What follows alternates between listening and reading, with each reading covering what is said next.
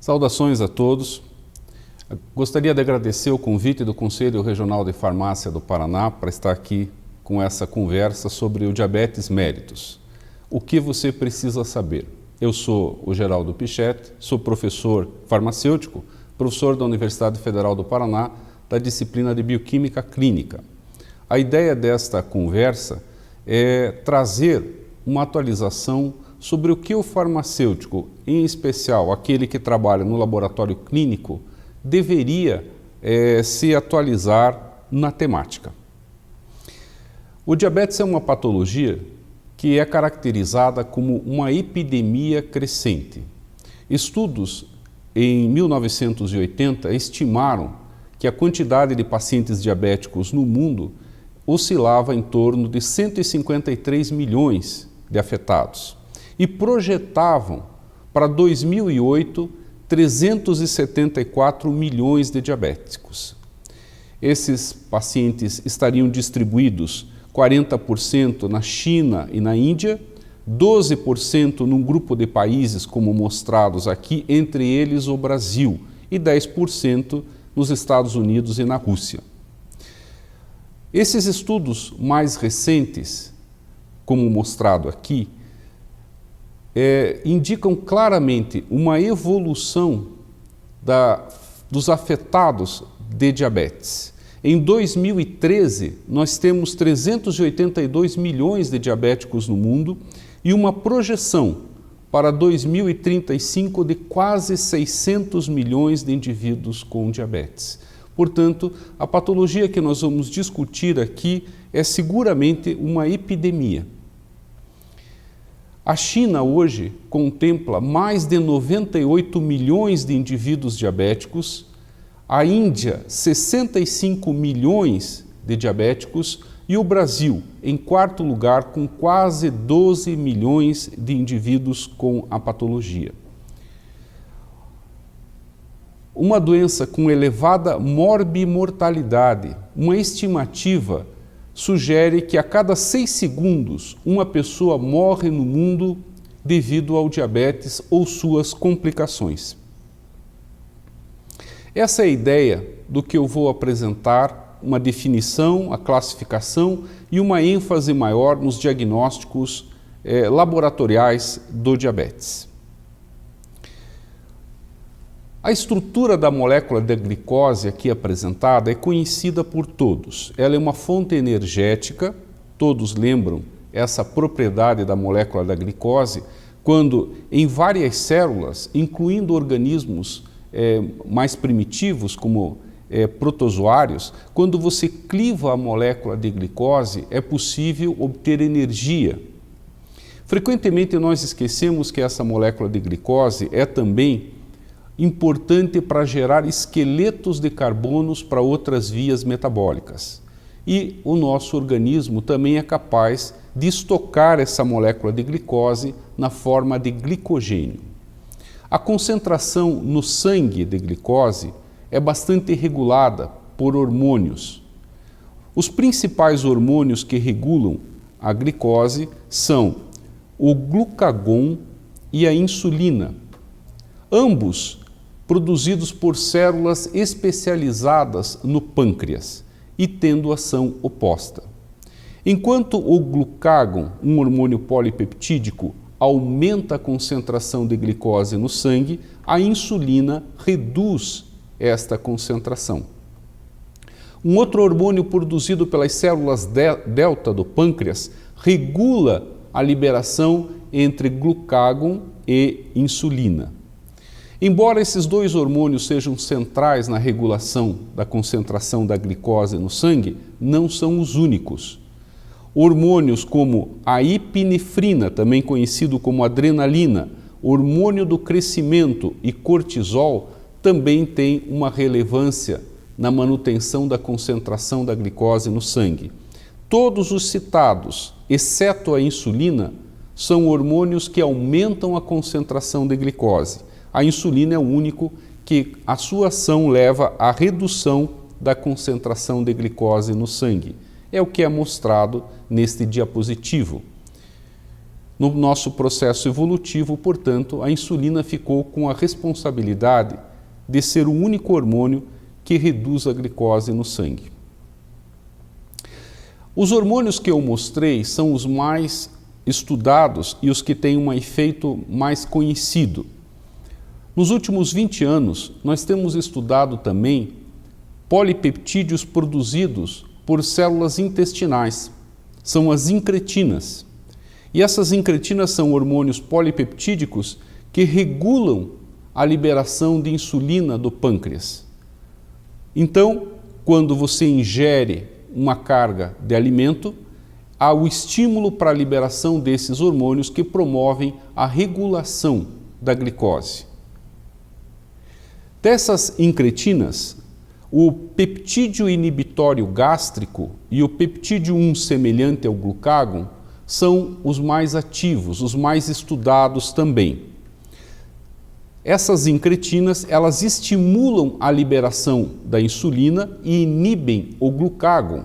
Portanto, o efeito global dessas incretinas é a redução da glicose sanguínea. Um elemento que deve ser lembrado é que essas incretinas têm um tempo de ação muito curto. Elas são proteínas e são clivadas por peptidases, enzimas que clivam esses polipeptídeos. Uma peptidase chamada DPP4, dipeptidilpeptidase 4, cliva essas incretinas inativando-as. Também é interessante lembrar que nós temos um novo conjunto de drogas para tratamento do diabetes, que são inibidores específicos dessa dipeptidilpeptidase 4, a DPP4. Se você inibe a enzima que cliva essas incretinas, elas têm uma ação mais prolongada e isso faz com que a glicose reduza no sangue. Por isso são drogas hipoglicemiantes.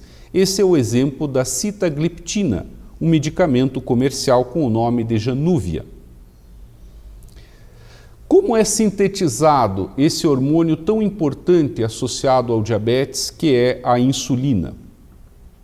A insulina é produzido como qualquer proteína, há uma codificação no DNA, essa fita de DNA é transcrita, você tem a conversão, a formação da estrutura da proteína e a molécula inicialmente sintetizada é chamada de pré-proinsulina, mostrada aqui. Uma sequência de polipeptídicos indica que ela é uma proteína de exportação. Essa insulina é estocada em grânulos no interior da célula e esses grânulos ficam até o momento da liberação dessa molécula de insulina. Aqui você vê a estrutura dessa molécula de insulina e nesses grânulos onde ela fica estocada ocorre a maturação da molécula, onde uma estrutura polipeptídica chamada peptídeo C é removido. E essa é a estrutura da insulina ativa, uma cadeia alfa, uma cadeia beta e a conformação da molécula mantida por pontes de enxofre intercadeia e intracadeia. Na sequência, então, a pré-proinsulina é convertida em proinsulina, perdendo esse peptídeo sinal, e essa proinsulina em insulina ativa. Muito interessante recordar aqui que cada molécula de insulina tem uma molécula equivalente de peptídeo C. Quando ocorre a liberação de insulina para o sangue, há uma quantidade equimolecular de peptídeo C também liberado. Outro elemento interessante que antecipa o conceito do diabetes é como a molécula de glicose ou glucose entra na célula. Essa glucose entra preferencialmente através de transportadores para essa molécula. Como funcionam esses transportadores? Eles são proteínas transmembrana. No lado de fora, a glicose interage com esse transportador, ela se liga especificamente em uma região e essa ligação faz com que ocorra uma mudança de conformação, de tal forma que essa molécula de glicose é liberada para o interior celular. Vários transportadores de glicose, 14 na verdade, já estão descritos. Qual é o processo completo para a liberação, para a entrada dessa glicose e ação desses transportadores? Aqui uma célula e eu tenho um receptor celular para insulina, cadeias alfa e cadeias beta transmembrana desse receptor. Quando a molécula de insulina interage com esse receptor, uma mudança conformacional ocorre e expõe resíduos de aminoácidos no interior celular. Estes são fosforilados e uma cadeia de reação ocorre. A partir dessa cadeia de reação, transportadores de glicose, aqui exemplificados por um tipo chamado GLUT4, que estão em uma vesícula inativa no interior celular, são translocados para a membrana da célula. Agora, expostos na membrana da célula, esses transportadores fazem a passagem da glicose do meio extracelular para o meio intracelular rapidamente. Quando a concentração de glicose atinge determinada concentração intracelular, esse sistema tem um mecanismo de feedback negativo e para e recompõe novamente essa vesícula de transportadores inativos na estrutura, no interior celular.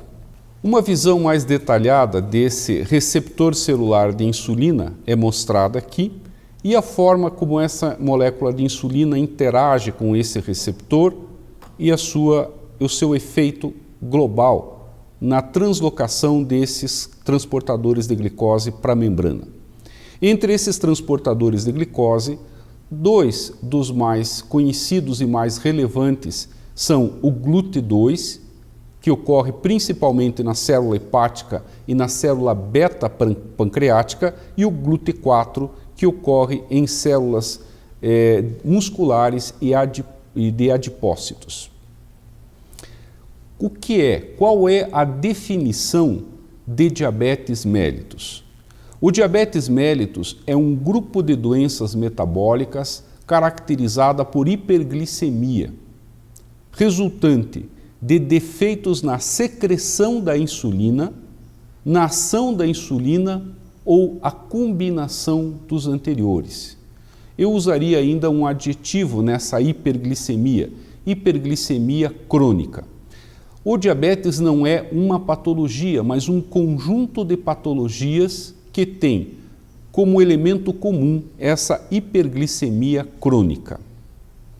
Ela é uma patologia importante porque a evolução do paciente o paciente apresenta lesão ocular, nos nervos, no coração, nos vasos sanguíneos e nos rins, entre outros.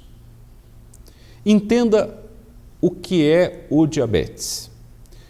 O pâncreas, em um conjunto de células especializadas, chamadas células beta-pancreáticas, que estão localizados em uma estrutura chamada ilhota de Langerhans, produzem o hormônio insulina, mostrado anteriormente. Esse hormônio polipeptídico interage com o receptor celular de insulina e promove o efeito da translocação desses receptores transportadores de glicose para a membrana celular. Desta forma, a glicose entra na célula.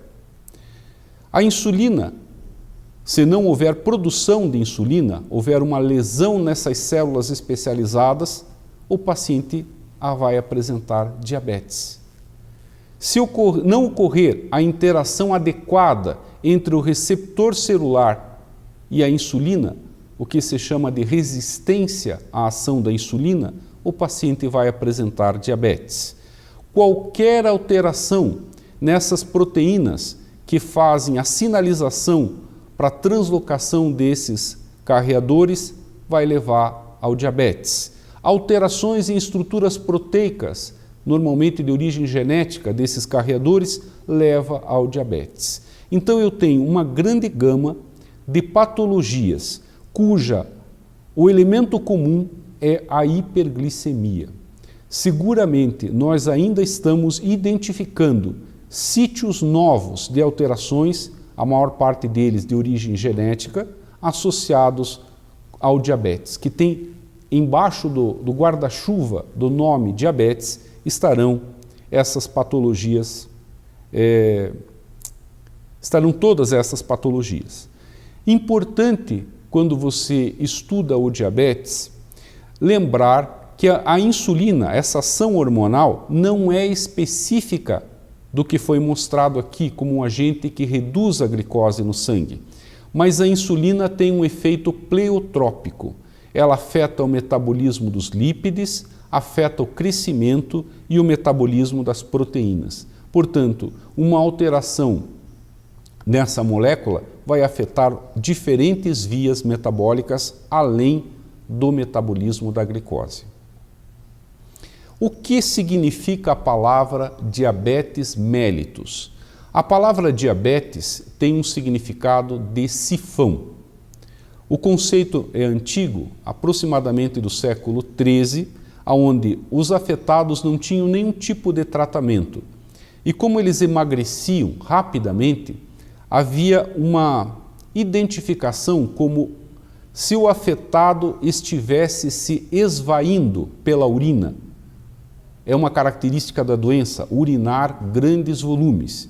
Então, a associação que se fez foi com o nome diabetes, sifão, aonde um líquido é sifonado e só para de sair líquido quando o líquido acaba ou a pressão sobre esse líquido se iguala ao outro nível. Por que mellitus? Porque a urina desse paciente tinha sabor adocicado, semelhante ao mel. Por que o paciente com diabetes apresenta essa característica de urinar grandes volumes, atrelado à designação diabetes? Aqui você vê um néfron estilizado, a unidade filtrante do rim. Essa estrutura aqui em cima seria o glomérulo, a unidade filtrante, e o túbulo renal. Nesse túbulo renal, você tem transportadores para a molécula de glicose.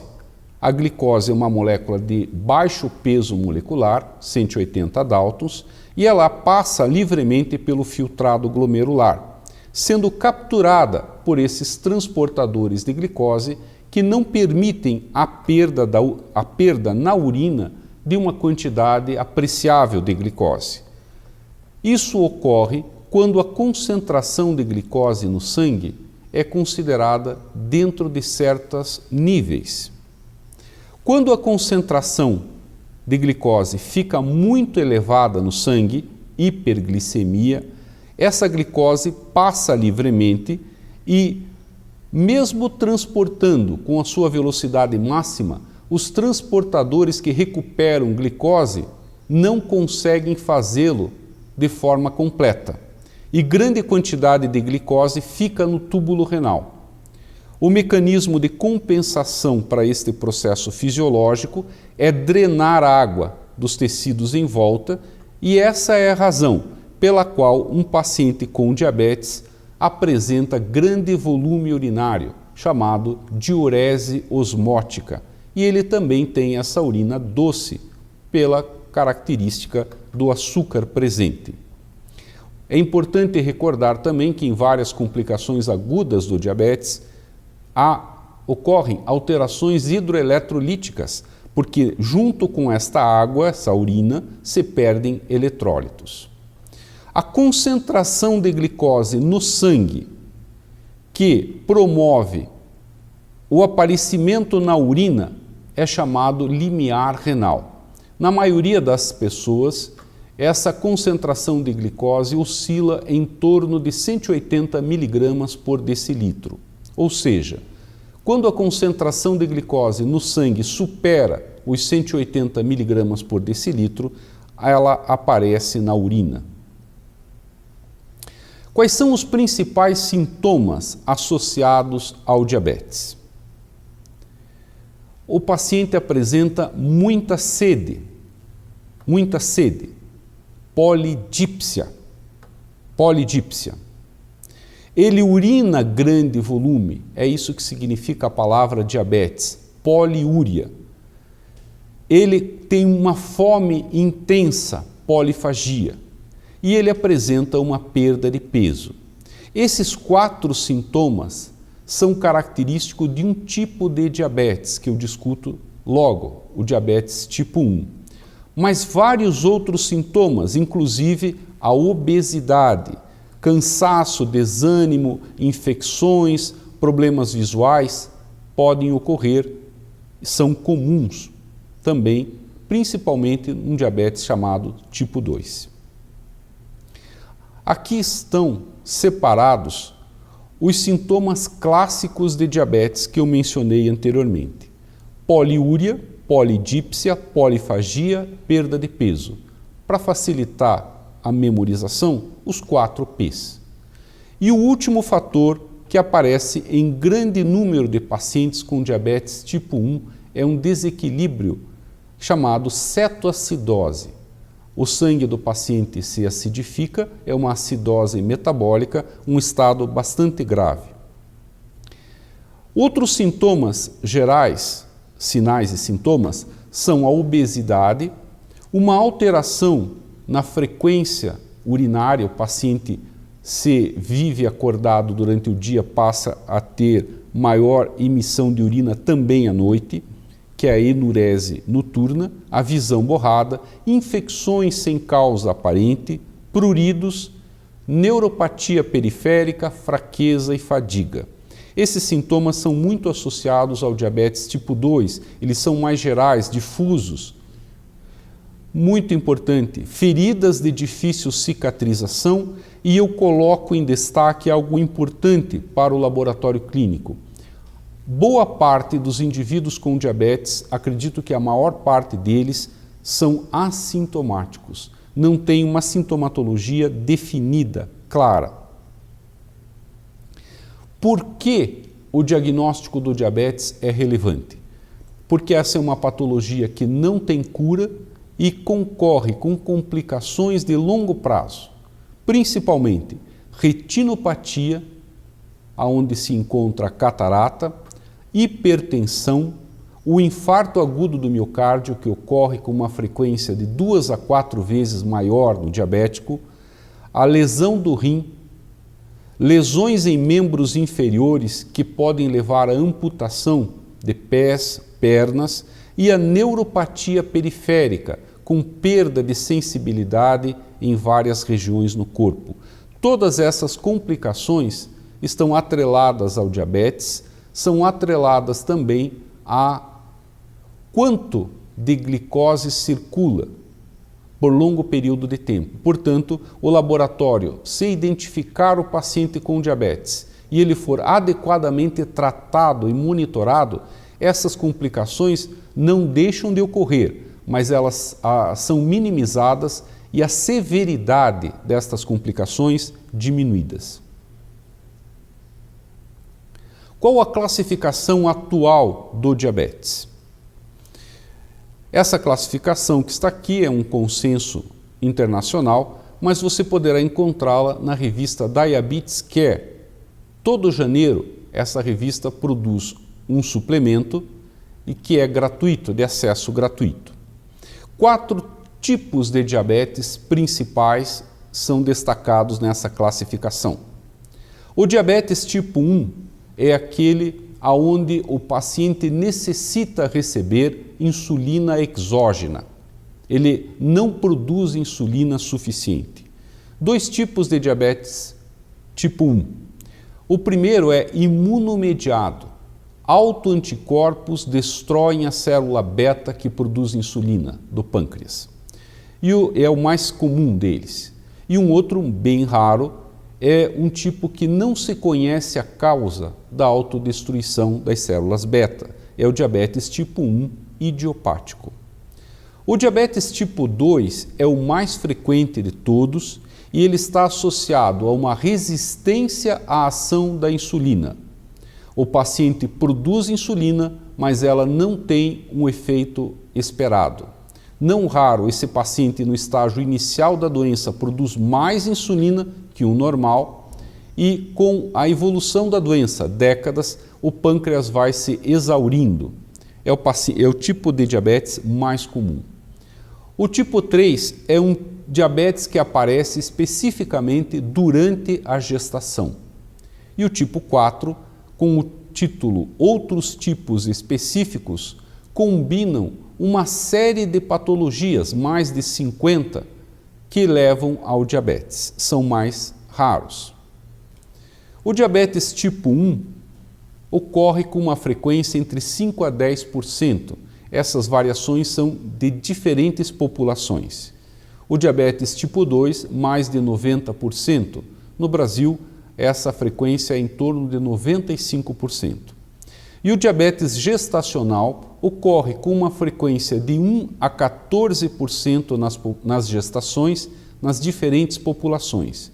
No Brasil, 4 a 7% das gestantes apresentam diabetes gestacional. Nesse slide, você tem aqui, segundo as diretrizes da Sociedade Brasileira de Diabetes 2014-2015, esses outros tipos específicos de diabetes, detalhados e caracterizados por diferentes grupos, como defeitos genéticos na função da célula beta e induzidos por medicamentos, então várias outras patologias que culminam com uma hiperglicemia crônica. Qual a história do diabetes mellitus tipo 1? Você vê aqui as células beta das ilhotas de Langerhans que produzem insulina. Essas células, após uma agressão autoimune, começam uma destruição seletiva e a massa de células das ilhotas vai diminuindo ao longo do tempo. Depois de um certo período de tempo, quando atinge um limite de cerca de 80% de destruição das células beta, ocorre a perda do controle glicêmico. É normalmente nesse período em que se faz o diagnóstico do diabetes tipo 1. Vários pacientes apresentam, após o diagnóstico e início de uma terapia, que é usar insulina, um período de melhora, chamado lua de mel. Nesse período de melhora de meses, ele, depois de um tempo, retorna à destruição das células beta até que nenhuma mais reste produzindo insulina. Essa é a história natural do diabetes tipo 1, patologia de maior frequência em crianças e adolescentes. O diabetes tipo 2 tem uma história natural diferente. Ele tem uma história de associação com a obesidade e com fatores genéticos, mais fortemente com fatores genéticos. Todo o tipo de diabetes tem alguma associação com fatores genéticos. Mas no diabetes tipo 2, essa suscetibilidade genética, com fatores ambientais de alimentação, atividade física ou inatividade física, concorrem para um risco aumentado de diabetes. Em um paciente que apresenta suscetibilidade, ele vai apresentar resistência à insulina, vai apresentar depois de um tempo uma intolerância à glicose e vai desenvolver diabetes. A patologia inicia mais tarde, a média de idade é após os 40 anos, em torno dos 40 anos. Por isso, no passado, também era designado como diabetes da maturidade, mas evolui de forma a vários sistemas como aterosclerose, hipertensão, retinopatia serem afetados. Há um termo cunhado mais recentemente, diabesidade, que busca associar o diabetes e a obesidade. É muito interessante porque 90% dos pacientes com diabetes tipo 2 apresentam aumento ponderal. Várias vias estão associadas às complicações. Nós temos uma revisão, quem tiver interesse em maior detalhes, foi publicado pelo nosso grupo esta revisão sobre os principais sítios de agressão, como a retinopatia, o infarto. Vale a pena ver uma parte metabólica, de vias metabólicas que afetam esse processo. Uma revisão dentro do contexto do que eu gostaria de mencionar nessa apresentação, que é o que você deveria saber. Normalmente, uma predisposição genética. Algum fator genético existe. Se esse paciente apresenta menos que 20 anos e foi submetido a um tipo de agressão autoimune, pode ser com suscetibilidade, com um fator viral, um processo inflamatório ou outro ainda não definido, ocorre uma destruição das células beta pancreáticas e esse indivíduo vai apresentar uma deficiência absoluta de insulina. Esse é o paciente clássico que tem diabetes tipo 1. Uma predisposição genética mais explícita, uma idade maior que 40 anos, fatores ambientais como estilo de vida, sobrepeso, obesidade, inatividade física, levam naqueles que têm essa predisposição à resistência à ação da insulina. Depois de um tempo, a insulina reduz a sua produção também. Esse é o tipo característico de diabetes tipo 2. Vários fatores não são conhecidos, embora seja uma patologia estudada globalmente, vários fatores ainda não são conhecidos, associados à fisiopatologia do diabetes. Nós temos identificado também um grupo de pacientes com diabetes que apresenta característica similar aos tipos 1 e 2. Para esse grupo foi cunhado o termo diabetes 1,5, uma ideia de média entre 1 mais 2, como o diabetes latente autoimune em adultos. Esses grupos ainda estão sendo melhor caracterizados, principalmente com o advento dessas novas técnicas de biologia molecular. Eu gostaria de comentar agora sobre o diagnóstico do diabetes. E eu vou fazer uma apresentação comentando o que diz a Sociedade Americana de Diabetes e o que diz a Sociedade Brasileira de Diabetes. Embora muito similares, há diferenças. Qual é o critério para o diagnóstico do diabetes? Essa é a proposta da Sociedade Americana de Diabetes, publicada em 2015. A concentração de um biomarcador, a hemoglobina glicada A1C, maior ou igual a 6,5%. É importante que, para que esse critério diagnóstico seja utilizado, a dosagem, a medida da hemoglobina glicada A1C deve ser um ensaio certificado por um órgão americano chamado NGSP e também essa análise padronizada por um sistema chamado DCCT.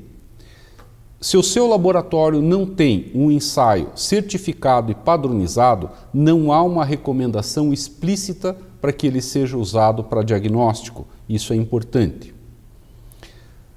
Glicemia de jejum.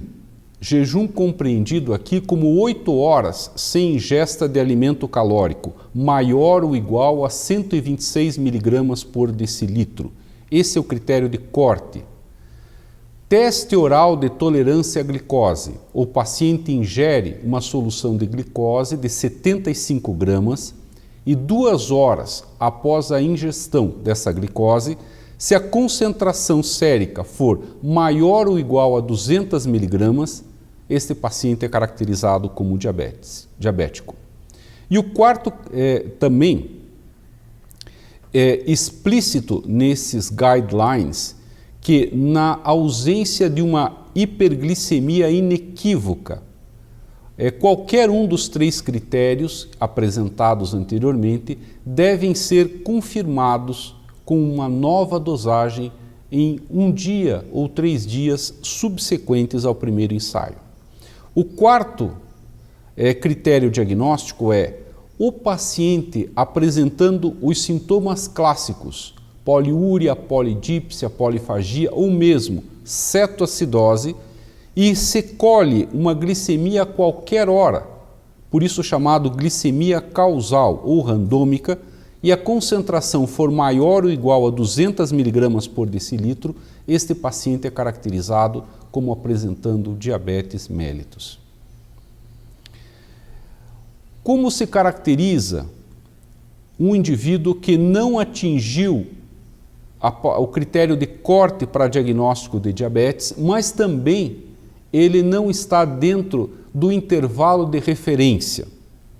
Se a glicemia de jejum estiver entre 100 a 125 miligramas, ou 2 horas após os 75 gramas de glicose oral, entre 140 e 199, ou ainda a hemoglobina A1C entre 5,7% e 6,4%, este paciente estará numa categoria chamada de risco aumentado para diabetes, ou o termo mais comum, pré-diabetes. A Sociedade Brasileira de Diabetes apresenta um quadro, como mostrado aqui, para o critério do diagnóstico do diabetes. Ele é bastante similar ao que foi mostrado anteriormente. Então, todos os critérios são muito similares. O que a Sociedade Brasileira de Diabetes apresenta de diferente não inclui no seu guideline a hemoglobina glicada para diagnóstico de diabetes. Essa é a grande diferença. Dos demais, os valores são similares aos apresentados pela Sociedade Americana de Diabetes, apresentados anteriormente. Por que a Sociedade Brasileira de Diabetes não adota a hemoglobina como parâmetro diagnóstico? Há problemas com a hemoglobina glicada quando o paciente apresenta hemoglobinopatias, principalmente hemoglobina S e hemoglobina C, relativamente comuns em algumas regiões do Brasil, quando o paciente tem uma alteração no tempo de vida do eritrócito, como anemias hemolíticas e ferro priva, e também se reconhece que algumas etnias apresentam concentração de hemoglobina glicada fisiologicamente maior que outras, como, por exemplo, os afrodescendentes têm uma concentração de hemoglobina glicada maior. Portanto, a Sociedade Brasileira de Diabetes conclui que a hemoglobina glicada, para ser utilizada como critério diagnóstico no Brasil, ainda necessita mais estudos. Esse é um resumo do que foi mencionado anteriormente, onde nesta região eu tenho um risco menor para o diabetes, tenho um critério de corte para o risco de pré-diabetes e aqui os valores que caracterizam um paciente com diabetes. Da onde proveio os estudos que propuseram esses valores de corte para o diagnóstico de diabetes com os marcadores de glicemia de jejum, pós-prandial e hemoglobina glicada? Eles foram recrutados de estudos de pacientes diabéticos, estudos prospectivos, onde entre as várias complicações do diabetes, uma das mais proeminentes é a retinopatia. À medida que a concentração de hemoglobina glicada aumenta, há maior risco destas complicações. E o que se observou que a retinopatia era um bom agente para identificar o ponto de corte. Então aqui eu tenho pacientes com retinopatia e as concentrações desses marcadores, glicemia em jejum, 2 horas após sobrecarga e a hemoglobina glicada. Então, analisando essas curvas com uma população bastante grande, se observou que a partir de 126 para glicemia de jejum, 200 para a curva e 6,5% para a hemoglobina glicada era um ponto de subida desta curva, portanto, indicando risco aumentado para o diabetes. E essa é a lógica da escolha desses valores de corte. Na história natural do diabetes tipo 2, aquele mais comum, que afeta 95% dos diabéticos apresentam diabetes tipo 2, nós temos que, durante vários anos antes do diagnóstico, já podem ser detectadas alterações. A função da célula beta vai se deteriorando ao longo do tempo e, com isso, vai promovendo redução na secreção de insulina e vai promovendo o aumento lento e gradual da glicemia de jejum e principalmente da glicemia pós-prandial. O diagnóstico feito nesse ponto, ele tem todo esse passado em que o indivíduo já apresentou hiperglicemia. Ele está, então, sujeito à hiperglicemia crônica 5 a 10 anos antes do diagnóstico. E esse é um efeito da necessidade de estudos de novos biomarcadores que permitam um diagnóstico mais precoce do que aqueles que nós temos hoje, porque essa exposição à hiperglicemia crônica é um dos principais fatores das lesões associadas ao diabetes e da sua severidade. Um indivíduo que é caracterizado como apresentando pré-diabetes, ele está naquela faixa intermediária, ele apresenta risco aumentado para desenvolver diabetes tipo 2, risco aumentado para ter doença cardiovascular e derrame. Estudos nos Estados Unidos mostram que poucos pacientes conhecem a sua situação como pré-diabéticos, cerca de 7%, e que na população com mais de 20 anos, 35% estão nessa categoria e na população de mais de 65 anos, 50% estão na categoria de pré-diabético. Sem nenhum tipo de tratamento, este paciente, ele tem uma chance entre 15% a 30% de desenvolver diabetes tipo 2 nos próximos 5 anos.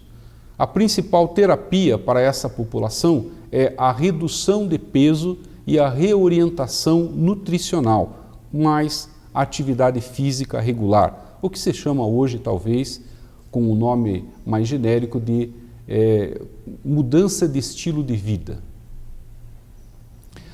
A hemoglobina glicada também, ela tem a possibilidade de prever a incidência do diabetes. Esse é um estudo desenvolvido em 2010, onde pacientes que apresentam concentração entre 5 e 5,5 têm um risco relativamente baixo de incidência de diabetes em 5 anos, menor que 10%. No entanto, quando a concentração de hemoglobina glicada situa-se entre 5,5 e 6, esse risco pode atingir até 25%. Maior que 6, até 6,5%, o risco pode chegar até 50% de desenvolvimento de diabetes. Para os pacientes que já apresentam diabetes, qual é a recomendação para o controle glicêmico? A dosagem da hemoglobina glicada é, por excelência, um biomarcador para controle glicêmico e um paciente terá um bom controle glicêmico, segundo a Sociedade Americana de Diabetes, quando esse marcador estiver abaixo de 7%. Embora aqui se deva reconhecer que a meta pode ser individualizada ou deve ser individualizada para os diferentes pacientes. Se o paciente já tem outras complicações, se o paciente é muito jovem ou muito idoso, então essa meta precisa ser individualizada. A glicemia pós-prandial, aquela realizada com medidas de glicosímetro, um bom controle situa-se entre 80 e 130 mg por decilitro e aquela glicemia pré-prandial e a pós-prandial menor que 180 miligramas, depois da ingestão de alimentos, 1 hora após a ingestão de alimentos, menor que 180 miligramas por decilitro. Como você interpreta os ensaios de biomarcadores para o diagnóstico do diabetes? 3 biomarcadores são os mais utilizados: glicemia de jejum, 2 horas após 75 gramas de glicose, chamado aqui de teste oral de tolerância à glicose, e a hemoglobina glicada A1C. Se você tiver um destes testes apenas disponível, só foi requisitado ou medido qualquer um, e ele for positivo, significa a concentração desse marcador está acima do valor de corte anteriormente discutido. O que você recomenda? A recomendação é repetir o mesmo teste que apresentou alteração. Não é recomendado, por exemplo, se a glicemia de jejum for alterada, fazer curva ou dosar hemoglobina glicada. Não, repetir o mesmo teste que deu o resultado alterado. Por exemplo, a hemoglobina glicada na primeira dosagem deu 7%, o valor de corte é 6,5%, na segunda dosagem deu 6,8%, este paciente é caracterizado como diabético, tem o seu diagnóstico confirmado. O paciente foi solicitado na mesma medida 2 ensaios, 2 testes para diagnóstico. O mais comum é a glicemia em jejum e a hemoglobina glicada A1C. Se os 2 marcadores estiverem acima do valor de corte para este paciente, o diagnóstico está confirmado. Não há necessidade de repetição de nenhum destes ensaios. Se os 2 ensaios não estão alinhados, os 2 não mostram o diagnóstico, há discordância, como por exemplo, neste caso, a glicemia de jejum está abaixo de 126 e a hemoglobina glicada maior que 6,5, a recomendação é repetir o ensaio que está acima. Repetido esse ensaio, a segunda determinação deu maior, similar à primeira, no mesmo sentido da que estava alterada, o diagnóstico de diabetes está confirmado. O teste que não apresentou critério para diabetes, ele deve apresentar concentrações próximas aos níveis de corte. Essa é uma regra de bom senso. O primeiro marcador que você utilizou, não importa qualquer um dos 3 que nós estamos discutindo, indicou diabetes. O segundo marcador mostrou um valor abaixo de corte quando foi repetido, esse mesmo marcador. O que você faz? Há uma dissonância no ensaio. Dosou glicemia, fez o diagnóstico de diabetes, repetiu o ensaio como recomendado, a segunda medida não deu o diagnóstico de diabetes. O que você faz? A probabilidade dessa dissonância acontecer, repetindo o teste, é a curva glicêmica o que varia mais. Depois da curva a glicemia de jejum e a hemoglobina glicada A1C é o teste que apresenta menor variabilidade. Quando ocorrer essas discrepâncias, excluir erros grosseiros do laboratório, a sugestão é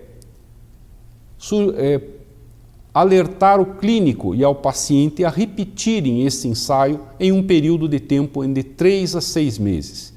Se o paciente tiver história familiar, tiver alguma outra sintomatologia a esclarecer, esse tempo, por bom senso, pode ser reduzido para 1 semana, 10 dias, o que for conveniente e de bom senso. Este é um resumo. Um teste mostra diabetes. O paciente não tem sintomas. Repita o teste confirmatório em dia diferente. Seja hemoglobina curva glicemia em jejum ou curva glicêmica. Use o mesmo teste como critério confirmatório. Se utilizar a glicemia ao acaso, foi utilizada inicialmente, veja qualquer outro menos a glicemia ao acaso. Para o diagnóstico utilizando uma glicemia ao acaso, randômica, é necessário que o paciente tenha sintomas, aqueles sintomas clássicos. Se o paciente tem sintomas, o diagnóstico está estabelecido com qualquer dos testes que estão acima do valor de corte. Não é necessário repetir. Um tipo de diabetes que ocorre particularmente num período da gestação é designado como diabetes gestacional, definido como qualquer grau de intolerância à glicose com início ou primeiro reconhecimento durante a gestação. Esse é um diagnóstico que não é fácil, porque é necessário descartar a possibilidade que a paciente gestante já seja diabético e não o saiba. Neste caso, ela não apresenta diabetes gestacional, mas sim o tipo de diabetes que ela já vinha apresentando antes da gestação.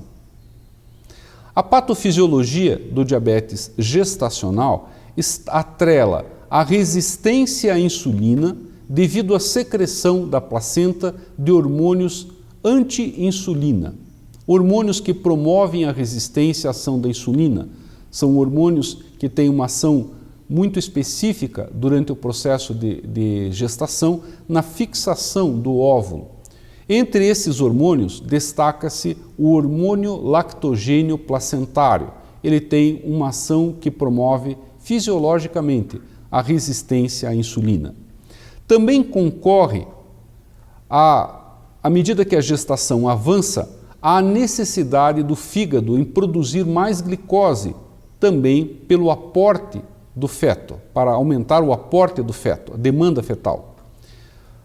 Mulheres que tenham intolerância à glicose, hiperglicemia e principalmente disfunção na célula beta, com alteração causada por alguma interação genética, algumas são conhecidas, a grande maioria, nós estamos iniciando esses estudos agora da parte molecular, que tenha sido suscetível a doenças autoimunes ou que no passado já tenha apresentado resistência à ação da insulina, a combinação de todos esses fatores promove que essa mulher, durante a gestação, apresente essa alteração chamada diabetes gestacional. É uma patologia que apresenta complicações tanto para a mãe quanto para o feto. Por isso a relevância do diagnóstico. Entre as complicações maternas, uma insuficiência renal aguda chamada pré-eclâmpsia é importante. Aqui nós temos um quadro que mostra as várias complicações para o feto e para a mãe associadas ao diabetes gestacional. Eu vou destacar apenas algumas. Para risco materno, aquela insuficiência renal aguda, pré-eclâmpsia, o desenvolvimento subsequente de diabetes tipo 2, mulheres gestantes que têm diabetes gestacional têm uma propensão de 40% a 60% de após o parto, num período de 5 anos, apresentarem diabetes tipo 2. Hipertensão durante a gestação, parto prematuro, são complicações bastante conhecidas associadas ao diabetes gestacional, que afeta também o feto. Lesões ao nascimento, a criança é grande, a hipoglicemia após o nascimento, a macrosomia, como eu mencionei, é uma criança grande, macrossômica, e também o aumento na probabilidade de malformação fetal. O diabetes gestacional foi bastante estudado nesse estudo RAPO, que analisou mais de 25 mil mulheres, um estudo prospectivo multicêntrico, e esse estudo teve como um grande resultante, uma das resultantes mais importantes, mostrar que o risco de má formação fetal aumenta desde o início da gestação, decorrente da hiperglicemia crônica. O diagnóstico do diabetes gestacional está centrado, na maioria dos casos, entre a 24ª e 28ª semana de gestação, deixando às vezes o período inicial da gestação, onde o feto também pode estar sendo submetido a uma hiperglicemia crônica sem uma identificação mais acurada. Qual a proposta atual, embora não haja consenso entre as diversas sociedades? A proposta mais recente é recomendar que na primeira consulta pré-natal, no que a mulher saiba que está grávida, fazer a medição de glicose no sangue. Há uma divergência se seriam para todas as mulheres ou se apenas para aquelas mulheres com maior risco para diabetes gestacional. E essa divergência ocorre principalmente pelo aumento de custo do sistema de saúde. Há consenso que todas as gestantes devem ser avaliadas entre a 24ª e 28ª semana de gestação com o teste oral de tolerância à glicose de 75 gramas.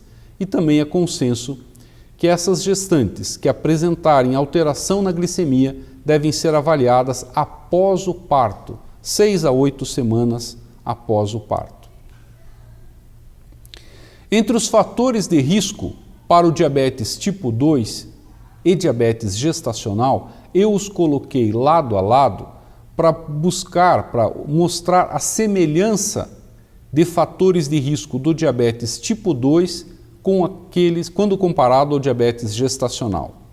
A obesidade e o sobrepeso estão nesses dois tipos de diabetes, bem como a história familiar, o que eu deixei destacado aqui. Para o diabetes gestacional, se a criança nasceu com mais de 4 quilos, ela já tem uma história maior de alteração do metabolismo de glicose, tem maior risco para o diabetes gestacional, mas muito forte, principalmente nos dias atuais, a obesidade e o sobrepeso. A Sociedade Brasileira de Diabetes coloca como fatores de risco para o diabetes gestacional mulheres com idade de 35 anos ou mais, sobrepeso, obesidade, ganho de peso excessivo na gravidez, deposição dessa gordura, principalmente abdominal, uma história familiar de diabetes em parentes de primeiro grau, crescimento fetal excessivo, grande quantidade de líquido amniótico, hipertensão ou uma insuficiência renal grave, chamado pré-eclâmpsia. Se essa mulher apresenta antecedentes obstétricos, como abortamentos de repetição, má formação, morte fetal, criança grande, uma criança macrossômica, síndrome do ovário policístico, ou ainda se essa mulher tem uma estatura menor que 1,5 m. Esses são fatores de risco para o diabetes gestacional identificado pelas diretrizes da Sociedade Brasileira de Diabetes. Um estudo com a população paranaense, publicado em 2011, mostra aqui a prevalência desses fatores de risco na nossa população da cidade de Curitiba, estado do Paraná, que é muito semelhante ao que foi descrito anteriormente. O estudo RAPO mostrou que os fatores de risco, obesidade, idade maior que 25 anos, muito forte, história familiar ou pessoal de diabetes mellitus, história de diabetes em gravidez anterior e grupos étnicos como hispânicos, negros, índios americanos e asiáticos têm maior risco do que as demais gestantes. A primeira parte desse diagnóstico é uma triagem ou rastreamento. Isso foi proposto pelo Ministério da Saúde, publicado em 2001. Acredito que a maioria dos laboratórios hoje, ou dos centros, não estão mais aplicando esse sistema de rastreamento, mas eu deixo aqui o slide para que você verifique se este é usado na sua rede de atenção. O que é sugerido hoje, mais recentemente, embora eu insista, não há um consenso. A mulher gestante chega na sua primeira consulta, todas as mulheres ou somente aquelas com critério de risco? A ideia geral é fazer em todas as mulheres essa medida. Mede a glicemia, ou a curva glicêmica, ou a hemoglobina glicada.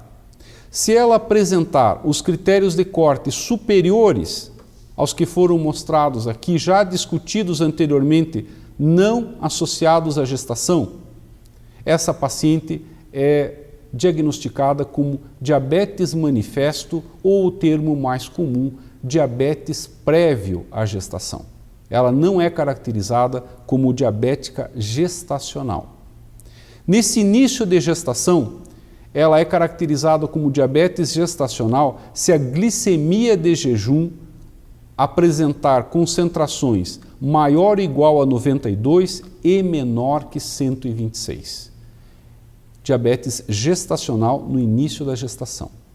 Se a glicemia dela for menor que 92 miligramas, ela é encaminhada na 24ª, 28ª semana para o ensaio de curva glicêmica com 75 gramas de glicose.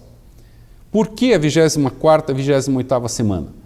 É o período da gestação de maior concentração dos hormônios que promovem a resistência à insulina, como o hormônio lactogênio placentário. Então, mulheres com suscetibilidade nesse período da gestação favorece o diagnóstico.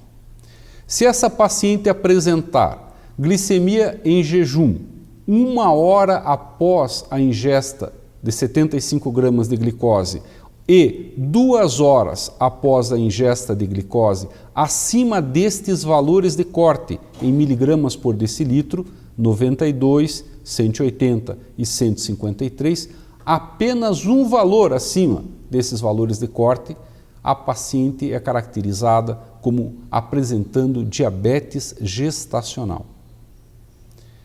Se ela apresentar uma glicemia de jejum muito maior que 126, ela é caracterizada como diabetes prévio à gestação ou diabetes manifesto.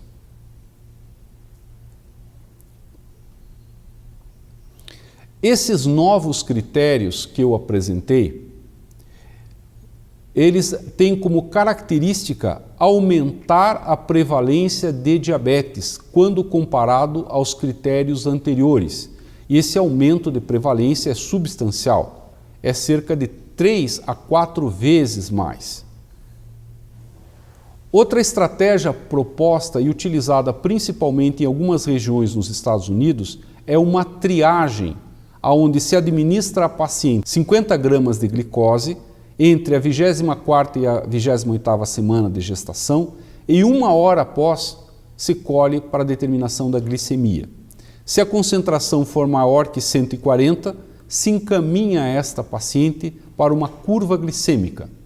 Nesta situação, a curva glicêmica é conduzida com uma dose oral de 100 gramas e 3 horas após a ingesta, se a concentração for maior ou igual a 140 miligramas, o diagnóstico está concluído. Observem que nesse processo, antes da 24ª e a 28ª semana, não são promovidos o diagnóstico do diabetes gestacional.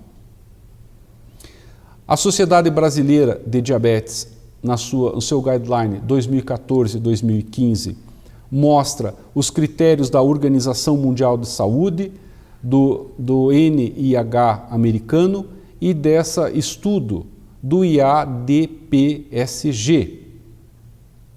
E ele conclui que ainda não está completamente consolidado um critério para diagnóstico de diabetes. Há prós e contras.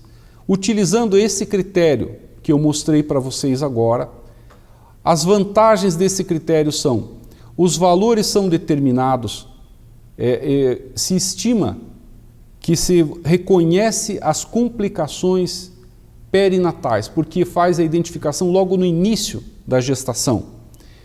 Tem potencial para prevenir a epidemia de obesidade e, entre outras coisas, há uma eficácia maior nesse diagnóstico.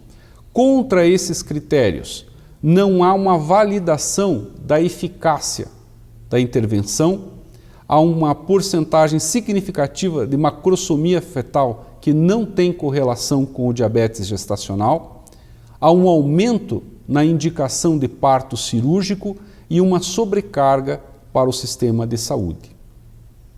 Então, o diabetes gestacional ainda está em aberto, um melhor critério para diagnóstico, ou pelo menos um critério universal, e o termo cunhado, diabetes manifesto, é também conhecido como diabetes pré-natal. Nas pacientes que apresentam esse diabetes pré-natal, 6 a 8 semanas após o parto, num estudo americano, 21% destas pacientes apresentaram diabetes tipo 2, evoluíram para diabetes tipo 2, 38% se mostraram naquela categoria como pré-diabéticas e 41% retornaram à glicemia normal. Aguarde então novidades em futuros próximos. Esta é uma parte introdutória do que você precisa saber sobre diabetes. Eu conversei já com o pessoal do Conselho Regional de Farmácia do Paraná para nós termos uma outra conversa, que seria sobre uma parte mais analítica dos biomarcadores, a fase pré-analítica da glicemia de jejum, da curva glicêmica e da própria hemoglobina glicada. Então, espero poder, num próximo vídeo, contribuir com essa fase mais diagnóstica. Em termos gerais, eu procurei focar nessa primeira parte conceitos que você precisa conhecer para o diagnóstico do diabetes e os principais critérios hoje disponíveis para esse diagnóstico, constantes em guidelines nacionais e internacionais. Agradeço novamente ao Conselho de Farmácia do Paraná pelo convite de estar aqui. É um prazer divulgar uma parte da ciência em que o nosso grupo de pesquisa trabalha. Quem quiser entrar em contato comigo, eu sou professor do curso de farmácia da Universidade Federal do Paraná, da disciplina de Bioquímica Clínica. Pode nos procurar, será bem recebido. Muito obrigado a todos.